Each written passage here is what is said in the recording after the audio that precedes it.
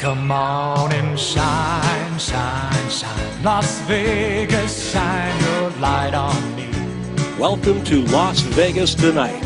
Join award-winning host Dale Davidson as he interviews the most remarkable people you'll find in the entertainment capital of the world. You'll meet entertainers, sports figures, newsmakers, community and business leaders, and people just like you with stories that'll touch your heart.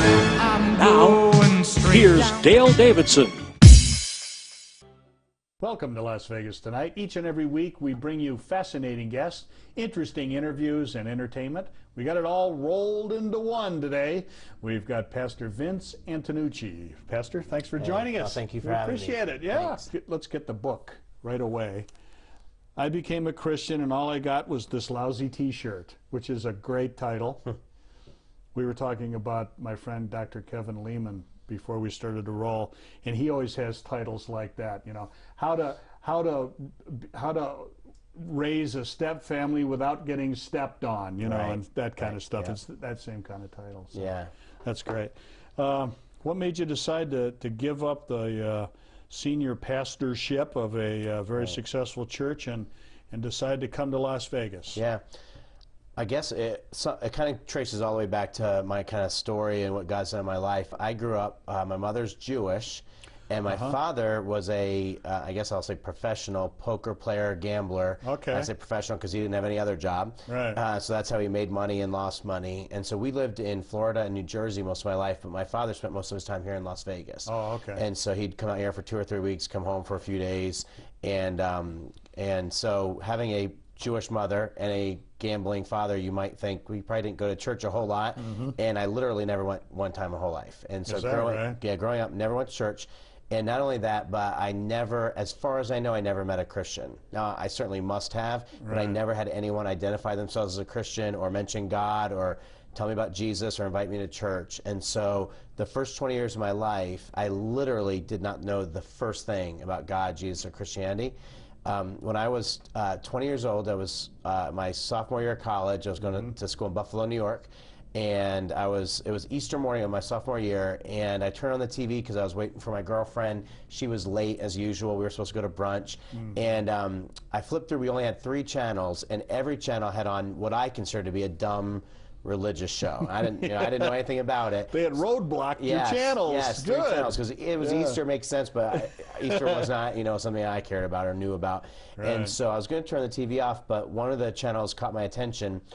It was an older man, and he was sitting way kind of sunk down in this big red leather overstuffed chair, and he said, and I'll never forget the words he said. Now it's been 19 years, but he said, "Now, we've been studying the last week of Jesus Christ's life, and today we're going to talk about," and then he named something. I don't remember what it was. It meant nothing to me. Right. And he said, "Now, most scholars believe that this event happened on the Tuesday of Jesus last week. But today I'm going to prove to you through the evidence that it actually occurred on the Wednesday of Jesus last week." Right. First thing I ever heard about Jesus. And so I thought about that for a minute. Debating days of the week. And I was like, okay, that's the dumbest thing I've ever heard. I mean, I admit I don't know about Jesus. I'm not sure he even was real. But if he was, thousands of years ago, you were talking Tuesday or Wednesday. Turned off the TV in disgust, went to brunch. But the rest of the day, I could not stop thinking about what he said. I don't know what it was. Now I would say I think it was God through his Holy Spirit kind of prompting me, but I couldn't stop thinking about it. And so that night I was sitting in my girlfriend's dorm room, noticed that she had a Bible on her shelf for the first time. I said, "Do you have a Bible?" She said, "Somebody gave that to me once. I never even opened it." And I said, "Could I borrow it?" And she said, "You can have it for all I care. If you don't want it, throw it out." Took it back to my dorm room, and I had never touched a Bible. I didn't know anything about it. I assumed it would probably be set up kind of like the TV Guide by day and time, because the whole Tuesday, Wednesday, debate that was apparently tearing up Christianity. And so I opened it, and it was a student Bible. I don't know if you've seen these for teenagers. Right. First thing you get to in a student Bible says reading plans instead of Genesis 1:1. And so it said reading plan through Abraham's life, Moses' life, David's life, and I'm flipping through, and then I see reading plan through Jesus' life, and I thought, all right, I'll do that. Find out if it was Tuesday or Wednesday. Let's figure this out. I can do this. And so, I'm a student. I can read. Exactly. So I it said read Matthew 1, Mark 2, and so I go back to find the page that it's talking about, and I was shocked because I expected it to read like a tall tale, that it would say once upon a time would be the opening words, and it would say, you know, there lived a man named Jesus who did nice things and did miracles, and he had a blue ox named Babe, and he could lasso a tornado, and you know, that it would just be this ridiculous, you know, obvious fairy tale. Yeah, fairy tale. And so I was shocked because the Bible repeatedly says, at this time, in this place, Jesus did this thing. And then, you know, in this town, when this guy was the governor, Jesus did that thing. And I just thought, when you write a fairy tale, you don't put time and place in. And so I was intrigued. It's all checkable. Yeah, and the guy had said evidence that morning, you know, I'm going to prove through the evidence, and I thought, the Tuesday, Wednesday thing, that's ridiculous, but there would be evidence. Yeah, you could check this. And I was a pre-law major, I ended up going to law school, so I was into proving and disproving things. So I spent months mostly reading the Bible and also looking at evidence for and against it. I would go to the library because I had to know. You know, I was in the Bible, it's like, there's this God who loves me and wants to have a relationship with me and give me purpose in life and bring me to heaven, and this Jesus who I was amazed by and who died for me, and I'd never heard any of it, and I was like, if this is true, I'm going to become a Christian, and if it's not, I will spend the rest of my life making fun of Christians for believing in something I can prove is false. So after months of reading all of that, I decided, it was just like all my doubts were overwhelmed by the evidence and by faith, and I decided I wanted to follow this guy Jesus. And the ironic thing is I still never met a Christian. And so I didn't know what to do with myself. My father had just gotten out of prison, which is a long story, but he co-owned a business with Ted Williams, the famous baseball player, and embezzled some money, went to jail, got out of jail, was on parole, later skipped out on parole, and ended up in America's Most Wanted. So you may not, maybe you haven't had a whole lot of guests who have had a relative on America's Most Wanted, but you got that now. Yeah, congratulations. And I've got that going for me. So it's my, you know. You're famous. Yeah, okay. Infamous, maybe, but unfortunately he has the same name as me, so great. But so he had just gotten out of jail, and I went down to visit him because I hadn't seen him in several years because he was in jail. And first night there, I said, hey, I wanted to let you know, I don't know if you'll care, but I decided to become a Christian. And he said, really? I said, yeah. He said, who have you been talking to? How'd that happen? And I said, nobody, I've never met one. And he said, do you want to? Because there was a minister that was visiting me in jail, and I have his business card. I could call him, and we could have him come over. And I said, yeah. So he called this guy, and he said, I'll come right over. We met that night for hours. And the next day I went to his church. I got baptized. And after he said, well, when you go back to Buffalo to school, where are you going to go to church? I said, I don't even know if I'll go. That's weird stuff. I've never been to one. And he said, no, you need to go. They do strange things behind those closed doors. I have no idea. I literally had no idea. In fact, I'll show you how new to it I was, because he said, well, I know a pastor up in Buffalo. Do you want to go to his church? And I said, sure, okay. He wrote down the name of the pastor and his phone number and the name of the church. So I got back to Buffalo a couple of days later, called. This lady answered the phone, the secretary, and I said, could I please speak to the pastor, and gave his name. And she said, I'm sorry, he's not here. And I went, oh. She said, what's wrong? I said, well, I really wanted to come to church on Sunday. She said, oh, no, he'll be here on Sunday. He's just not here today, so you could talk to him on Sunday. And I said, yeah, but how would I get in? She said, how would you get in? I said, yeah, how will I get in? She said, do you mean how will you get here? Because I can give you directions. I said, no, I can get there, but how will I get in? She said, how will you get in? I said, yeah, how will I get in? She said, I just don't understand. I said, well, I don't have a permission slip or an invitation. I want to meet with your pastor so he could put something so I can get in. And she said, oh, no, you don't understand. You'll just walk in. I said, I don't need anything. She said, no. I said, I'll just walk in. She said, yeah. I said, is that just your church? She said, no, that's every church. And I said, so let me get this straight. I can just drive up to your church and just walk in. Any church I want. And she said, yeah. And she said, I said to her, that is, I think, the strangest thing I've ever heard. And she was thinking exactly the same thing. Yeah, exactly. She said, I think you're the strangest person I've ever talked to.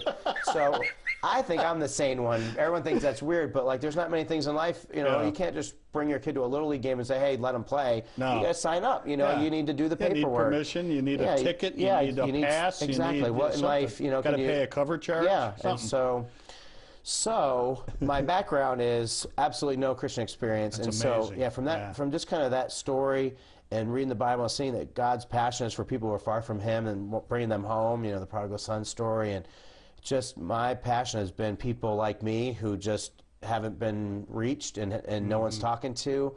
And so we ended up starting this church in Virginia Beach, which went amazing. That not only did we reach a decent amount of people, but we actually did a survey every year on our anniversary to find out who are we reaching exactly. And it was always right about 70% of the people we reached were from an unchurched, non-Christian background. And which is exactly what we tried to do, so it was great, and God really just honored our prayers and our work. That's really unusual, by the way. Yeah, it is. Yeah. But we just focused on, my belief is in Virginia Beach and in Las Vegas, there's lots of great churches. Right. But there are a lot of people who aren't being reached by those great churches, and so can we do something, still teach the Bible, still, Orthodox Christianity, but can we do it in a way that maybe will reach some people that aren't being reached? And so went well in Virginia Beach, and then God's just kind of done some things to call us out here to Las Vegas, which is cool with my father's story, kind of thinking, maybe God's got a reason. Come back to the beginning. Yeah. So. Let's talk about this idea of you never being reached, which fascinates me. Okay. Because here we have a sea of Christianity. Yeah. I mean, America is one of the most Christian nations in the world. Right. All right. And yet, in a major metropolitan area in the United States of America, as far as you knew, you never met a Christian. Right. What does this say about our predilection for evangelism? And following the Great Commission? Yeah, exactly. We're terrible at this. Exactly. Yes. Yeah. That's phenomenal. Yeah, and I've kind of made it. I went to seminary, and when I went there, they said, "What do you want to major in?" I said, "I want to know how to lead the most people to Christ in my life. Nobody did it for me." Do you think the mega churches, some people call it Christianity Light, do you think they're reaching the unchurched?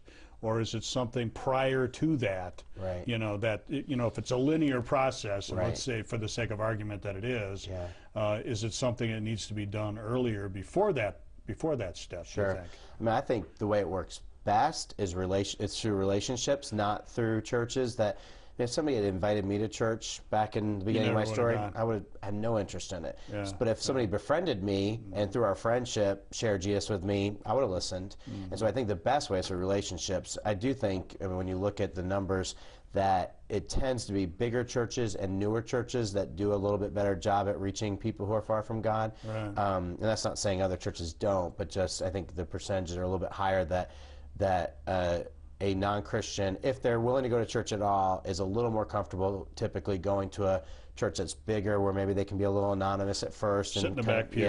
For a little while before they get comfortable, or to a new church that there's just something about being. It's kind of like any, if a new restaurant starts, people kind of like, we should try that. Let's it's try new, this. Probably just feels a little bit more like, if it's new, maybe I could kind of find my way through it a little bit easier. And Aaron won't look at me weird or whatever. So that's why my thing has been starting new churches. We started the one in Virginia Beach, and out of that church we started 7 new churches.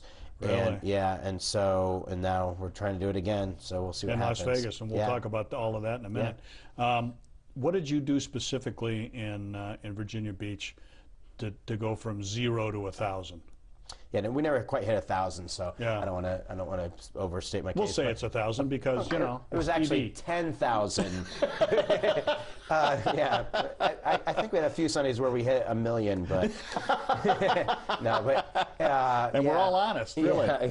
No, it never got quite to 1,000, but in that range. And we started with 4 people, so it was more than we ever dreamed of. We hoped to start a church that survived.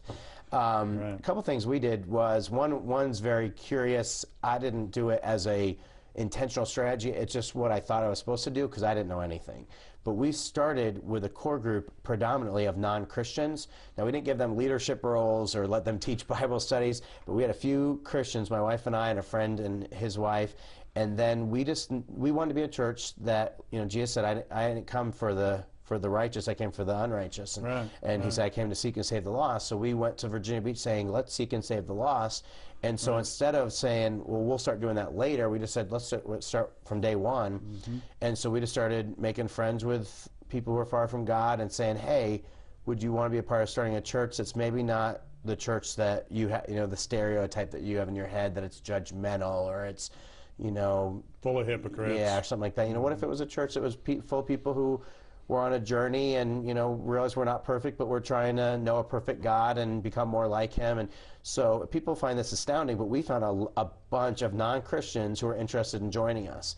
And so I think reaching throughout the history of that church is now 11 years old. Reaching people who are far from God is a lot easier if you have those people already. They're friends with those people. And so, Christians tend to sometimes get kind of stuck in our relationships with the people in our church, which is understandable because they're great people. The Christian ghetto. That's right. Yeah. But so we started with a big group of people who are far from God, which made it easier to reach those people. Yeah. We did try to, one of my philosophies, and I'm sure everybody doesn't agree with this, but we tried to build bridges, I guess is the way I would say it, is we taught the Bible, we had worship, we didn't cut worship out of the service. We did 25 minutes of worship and 35 minutes of Bible teaching in the sermon, but we did some things in the beginning of the service just to kind of build the bridge to people. We used humor and skits and different things like that, so we didn't take out the part that I think we need to leave in, but we did add a few things, just what we call uncrossing arms, that we know that when people come to church, because exactly, it's like prove it. I know what you guys are like, and this is going to be, you're going to beat me over the head with the Bible and whatever. And so just to kind of, because my belief is that God is going to speak to that person through worship, even if they can't worship, through the worship of others and through the message. But if your arms are crossed, I don't think you're going to hear what God's saying. It's kind of like Jesus who says, if you have ears to hear, and I think that this person doesn't have ears to hear.